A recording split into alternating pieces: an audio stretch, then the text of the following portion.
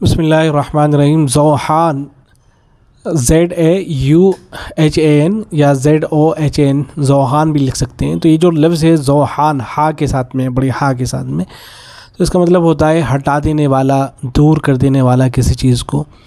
तो ये नाम रखा जा सकता है, इतना अच्छा तो नहीं है, लेकिन फिर भी अगर किसी ने रख दिया है तो गुंजाइश है, अब उसे तब्दील करने की ज़रूरत नहीं है। कोई बुरा ख़राब नाम नहीं है, रखने की गुंजाइश है। लेकिन अगर किसी बच्चे का भी नाम नहीं रखा गया है तो बेहतर ये है कि और अच्छा लफ्ज़ जो है तलाश किया जाए, जो इससे भी बेहतर हो और अच्छा हो, उसको तलाश करना चाहिए।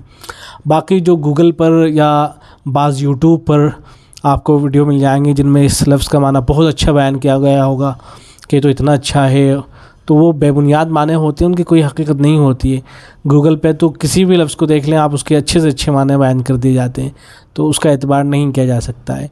तो जो मोतबर फतावाएँ हैं या एक जो मोतबर डिक्शनरीज़ हैं, ऑथेंटिक जो डिक्शनरीज़ हैं, उनको देखना चाहिए नामों के सिलसिले में और उन्हीं के ऊपर एतमाद करना चाहिए।